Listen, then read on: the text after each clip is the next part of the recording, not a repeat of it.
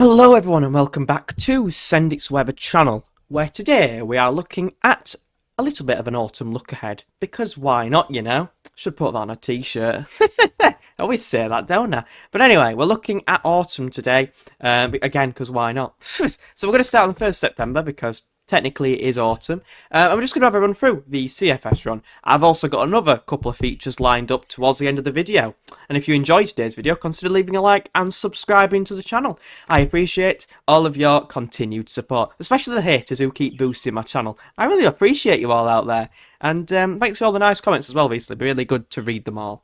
Anyway, at the moment, we've got low pressure sat out to our west on the 1st of September. Of course, it's experimental and just for a bit of fun. As we all know, there's another heat wave on the way in the next couple of weeks, and it might depress a few of you, so I thought, why not make this little video? Just to maybe brighten some of your days up with the Atlantic. So, 1st September, low pressures to the northwest, and high pressures to our southwest, and winds are in from off the Atlantic, and things are looking unsettled in the north. As you can see, areas of low pressure continue to move in through the first week of September. Then high pressure begins to establish itself just to our south and actually drags in the wind from a southwesterly direction, so turning things slightly milder into the second week of September. Not for long though, because the Atlantic returns, high pressure returns out to the west, establishes to the west, bringing in areas of low pressure, quite deep areas of low pressure, bringing bouts of heavy rain.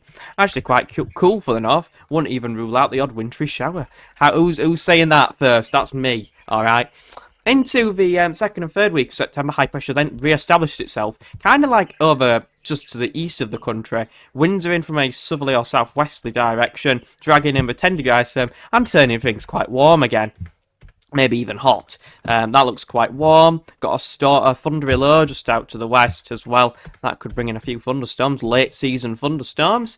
And then into the third week of September, it moves towards Scandinavia, the high pressure does. Winds in from a proper easterly direction, and we're looking relatively mild there. Going beyond that, you can see into the third week, high pressure really establishes to our northeast before it weakens away and low pressure makes its return from off the Atlantic and things turn more unsettled, particularly in the north. Also, high pressure again re-establishes, falls away, slips away to our east and builds to our west. So winds going to more of a west-northwesterly direction, and things do turn quite a lot cooler, particularly in the north. Quite dry though, quite settled. Into the start of October then, everyone's favourite time of the year. This is when the high pressure decides, oh yeah, I want to move to our south, east, and it drags in a proper southerly wind, so turning things milder again. Early October warm spell possibly. Doesn't last for long because it's still wrapped within some relatively cooler air for the time of year, which is quite surprising with a southwesterly pattern. But things are slightly around to above average at this point. Pretty dry as well for the start of October if this is correct. But around the second week of October, low pressure tries to move in. High pressure forces itself out to our west because it's building out in the Atlantic. There's a trough sat to our west, bringing in the wettest conditions to the west and the southwest of like the Republic of Ireland and southwest England. But behind that, dragging in again the 10-degree ice term on the 14th of October. So very warm, quite a warm or mild October, middle of October. Might get the temperatures into the mid-teens, to be honest. Maybe even low 20s, not even ruling that out. But you can see the Atlantic makes its return from the north. High pressure properly establishes to our northwest into like an Atlantic ridge. And winds turn to more of a west-northwesterly direction. Area of low pressure develops over the top of the country on the 18th, moves to our east and drags in some cooler air from the north. So definitely turning things more changeable and cooler.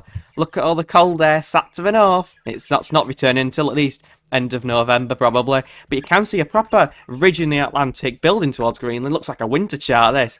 And we're bringing down a cool northerly wind at this point. So turning things definitely cooler. -5 into Scotland, bringing a few wintry showers. That'll be quite remarkable. But it's not really for October. Middle of October, you do expect some winteriness in the far north of Scotland, really, over the Scottish mountains. But you can see it doesn't last too long, but it definitely does bring some cooler conditions. Welcomes cooler conditions. Before an Atlantic low pressure system moves through the country on the 26th, 27th. Then clears out into the Atlantic and we're back into a northerly pattern. This reminds me of last year, because we had repeated northerly shots through the autumn, bringing cooler interludes, and it didn't really come to fruition much in the winter, if you remember. But you can see repeated northerly shots, the -5 line through the country, bringing probably some wintry showers in the north and the east there. just continues. High pressure sits out to our west and just keeps things relatively cool, actually. Or quite cold for the time of year with a -5 line through the country. Obviously, if that high pressure sticks around just out to our west and brings in that wind, we could see some early frost, to be honest. But then, as we go into the first week of November, things turn more settled and drier and slightly milder. Winds in from the southwest. But then look at this on the 8th of November. This is a proper hot spell if it was summer, but you can see a trough of lows stuck out to our west. High pressure over into the east of the country. Winds in from a proper southerly direction. That is the worst arrow I've ever seen. I do apologise. Winds in from a proper southerly direction. And as you can see, temperatures are flying up again. 10 degree ice firm covering the UK. Temperatures definitely lifting up there for at least a day or two.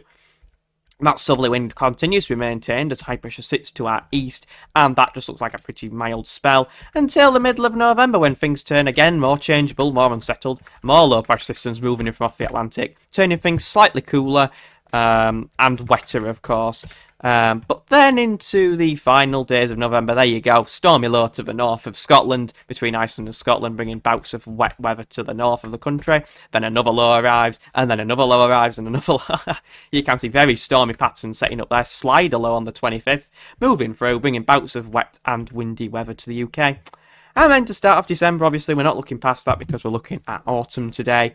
You can see that high pressure is set out to our west, winds in from a southwesterly direction, and things look pretty mild to start December. But anyway, that's a pretty interesting autumn update, though, I'd say, from the CFS today. Obviously, it changes every 6 hours and daily and all that rubbish, and obviously it's experimental, it's 3 months out, so unreliable, but why not have a look at it, you know what I mean? It's worth having a look at because sometimes these sort of patterns do verify. This pattern I've seen through October into the start of November is pretty interesting. Of high pressure in the Atlantic and repeated northerly shots. People would be interested in that, that's for sure. But people would also be interested in the southerly winds showing in the first week of November, which I highly doubt would happen. But you never know. What weirder things have happened. But yeah, just a very interesting run. Obviously, I just tried to... there's a lot of people that don't like the heat. There's a lot of people that love the heat. And I thought, well, let's show something a bit different today. I don't normally do autumn updates, so I haven't done before. So this is the first one. Let me know what you think I did of going through the CFS. I have got one more thing to show you now. Here you go, then. So this is the ECM seasonal forecast for September, October, and November. So basically, the autumn, I should say. Summer, what am I on about? You can see this is the probability of it being above the average of the regular 2-metre temperatures for the UK. Much of the world is a likely above average tercile, so above average chance of warm temperatures or above average temperatures basically. Only a few isolated spots such as India and Australia seeing these cooler patches. But if you look at the UK, we're actually sat comfortably in the 70 to 100% chance of above average temperatures. You've got to remember these days that the temperatures are on the up and it's very rare to see a below average CET month or even a below average period, except from the north of Scotland, which typically does sometimes see a below average CET, which is the central England temperature, which is like the whole month, takes all the days into account across much of the UK, and then it comes up with an average of those days. So 30 days in September, takes all the 30 days and works out an average from that across the UK. Obviously there's one for Scotland CET, there's one for Ireland, but there you go, England CET, whatever you want to call it. It's called Hadley Central Temperature. Obviously that's been above average for a number of years now. We've seen record CET Januaries and stuff, so it's definitely on the change. But looking at that today, I'd say the likely pattern is for it to be around to slightly above average temperatures, probably quite unsettled as well. Obviously, it's only the first look ahead. I'll be doing more of these. It does look quite unsettled, though, particularly in the north, of course. But there could also be a few interesting patterns with, like, northerlies into the start of November. Just because it's an above-average month does not mean, or it's an above-average season is likely, does not mean that it's necessarily not going to have interest in it. Because just because the trend's that, it can still throw up some wild patterns. It might even be below average, you know, it's not 100% certain or anything like that. Obviously, the UK can throw up any sort of old weather whenever it wants, so there you go. But we'll have to wait until to see what the autumn brings.